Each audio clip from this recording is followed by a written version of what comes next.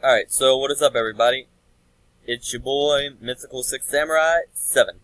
Alright, so, here for you today, I have some cards to shut down spirals. As you know, with Circuit Break coming out, we've got a lot of new and powerful cards that are going to power up the spirals. The biggest thing you're going to see is Double Helix, who's really going to screw things over for you. So without further ado, I've got some ways to shut them down. Some of them are going to require you to take the first turn. Some of them are going to be risky, like this limited card, Dimensional Fissure. It's not always going to be easy. But nothing that is worth it is easy. Let's get started. Alright. So, first 6 cards we've got are the barrier statues. We've got Drought, Torrent, Inferno, Stormwinds, Lightsworns, and, Heavens, which, as you may now guess, that's for Lightsworns, and Abyss. Now, of course, Heavens really only works if you're running pure Lightsworn, but the, first turn, if you could just stall for 1 turn, I'd say to give up your first turn just to stall your opponent won't hurt you. Now, of course, you can run these cards at triple copy, or you can triple copy them into your extra deck. Side deck. I always forget that whole difference between extra and side. Well, I don't really forget it so much as I forget the names. I'm bad about names. Sometimes I forget my own. Alright, so anyways, we've got these 6 barrier statues, though, that you can rely on occasionally. Of course, now spirals have their different attributes. You've got wind, dark, earth, and of course, if you look at your sleeper, he is a light. So, attribute banning is not the best, but it can slow them down. Now, I'm going to level with you, it's not going to put a full-on halt on them, but it can buy you a little bit of time. And the more of these, or actually rather the less of these you get on the field, actually now that I think about it, I'm not sure how these would stack. Would it stack to no monsters can be special summoned at all if you summoned 2 barrier statues? Or would it stack to only the 2 attributes that they control could be summoned? That's something I'll look into later. But for the most part, barrier statues are a step forward, at least to slow them down. Alright, next card we've got for you is Dimensional Fissure.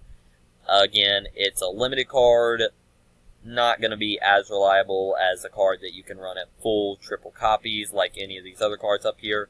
But Dimensional Fissure will help. Any monster sent to the graveyard is banished. Spirals tend to send things to the graveyard a lot, especially their monsters. So, if you can Dimensional Fissure on your first turn, as long as they don't have a back row clear card, none of these cards will go to the grave, and most of these cards only get their effect in the graveyard. As you notice, of course, if this card is sent from the field to the graveyard, and this just says any monster sent to the graveyard is banished instead. So, Master Plan won't get her effect. Quick Fix can't be summoned back from the grave.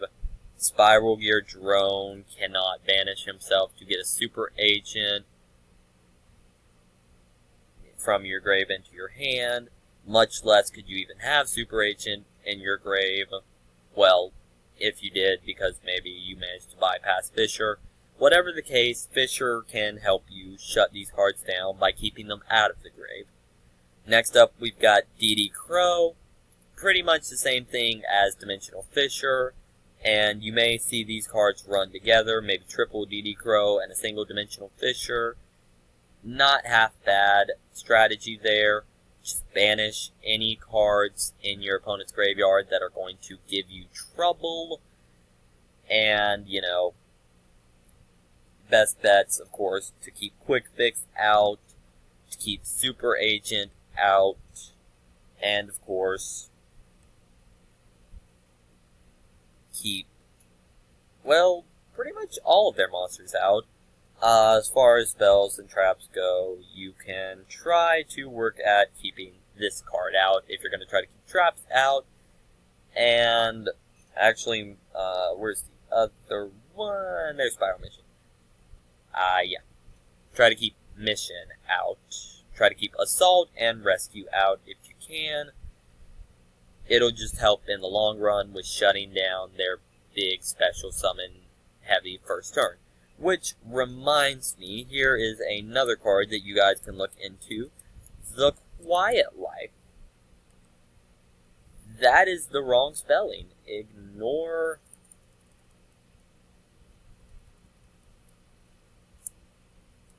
the fact that I forget the names of cards sometimes.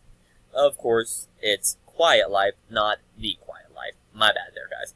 Okay, so Quiet Life, activate only if you control no monsters at the start of your main phase. Neither player can special summon monsters during the turn they normal summoned or set a monster. Neither player can normal summon or set a monsters during the turn they special summon a monster. So, Quiet Life will help against Spiral, in the fact that, of course, a lot of times you're going to see them need to use both their normal and their special summon. Quiet Life stops this. So, of course, yeah, I'm just going to drag you up here. Keep my little order. Actually, reorganizing that. Don't mind my miniature case of OCD. Okay, so next we've got our three little girls here. Ghost Reaper, Ghost Ogre, and Ash Blossom. Ash Blossom, Ghost Reaper, and Ghost Ogre. Okay, so, as you may know, Ash Blossom stops pretty much every effect that involves getting a card from your deck to anywhere else. So, and the better part is, and I'm saying this, and if you're listening, you know who you are, 6 Samurai users, this card is going to be your favorite card if you have Sheen on the field while you've got this card in your hand. And if you're hearing me, here's why. Look at this little text here. Negate that effect. You know what that means, boys? Boys and girls, you know what that means? We don't have to worry about something like Ash Blossom when she says negate that effect. Much unlike if you were to use Shein to negate the activation of a card, Ash Blossom says that she's just going to negate your effect. So you still get to activate your card, which means Sheen still gets to say you don't get any more spells and traps, assuming they use the spell and trap to add to their, from their deck to their hand. But, yeah. So, this can really combo deadly in 6 Samurai decks if you have Sheen. Just throwing that out there. As you may guess, I'm a big 6 Samurai fan. So, what can I say? I'm gonna try everything to support these guys. Alright, of course, then we've got Ghost Reaper, Ghost Ogre. Ghost Reaper, the big issue I'm gonna say is you'd have to get your hands on some of the monsters they're gonna run in their extra deck, which can be pretty varied. The biggest ones I've seen are Decode Talker, Double Helix, Firewall Dragon. I think I've seen like one more, but I can't think of the name right off the top of my head. But yeah, you're going to have to get your hands on a couple of the cards that they run normally, which isn't going to be easy. But if you do, and you have your mighty little Ghost Reaper Winter Cherries, banish their Double Helix, or their Firewall, or their Decode Talker to lock them out of some of their plays. Because, of course, a lot of people have figured out the super wombo combo stuff to extra link you on first turn and lock you out of your own extra monster zone. So, if you can just lock them out of their whole monsters, go for it. And then, of course, we've got Ghost Ogre, who simply negates an effect once a monster's on the field. It helps some. I'm going to level with you. I feel like this deck really can bypass Ghost Ogre, but if you can disrupt their plays for at least a little bit, it should buy you the time. And then, of course, lastly, as far as monsters go, we've got our Droll and Lockbird. Lock them out of searching through the deck. That's about it as far as monsters go. I will stop and explain Droll and Lockbird real quick, because I realized I didn't. Droll and Lockbird, they only get to add one card from their deck to their hand, pretty much. You know, here's this little fact. When they add a card from the deck to the hand, aside from drawing, or aside from during their draw phase, no more cards until the end of the turn. So, yeah, Droll and Lock. It's also pretty good against Trickstars as well. Another video, another time though. And then lastly, for as last card I've really found, is Floodgate Trap Hole. Don't mind this little message that popped up here. Got a girlfriend, you know, and she won't stop messaging. Everything will be fine. Okay, so we've got Floodgate Trap Hole. Opponent summons a monster, change face down, and can't change battle positions. Pretty good, especially against something like Quick Fix, because if Quick Fix is face down, that kind of stops their play for the rest of the turn. And actually, overall, that just stops the use of that Quick Fix. Of these little bursts. Okay, that point aside, Floodgate Trap Hole, shut down Quick Fix, one of your better bets. Okay, and lastly, I've got just a few minor suggestions. Didn't really thought of these right here at the end of the video, now that I'm telling you these things. Rivalry of Warlords. As you had noticed, hopefully, most spirals have different types.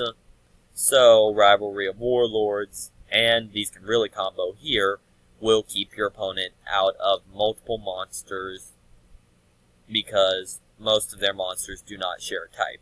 So, Rivalry of Warlords and Barrier Statues, pretty good combo. And, I believe the one other card I'm going to suggest to you is Goes in Match. Of course, part of this is like my love of the Sixth Samurai, but the bigger part being that it can lock them out of multiple attributes if you don't want to run the barrier statues, or if you run, say, an Earth attribute deck, you could use Goes in Match in place of Drought. And that's about it, guys. Leave any comments you've got or suggestions below. And I look forward to bringing you guys some more videos as I get my name out there some. Peace.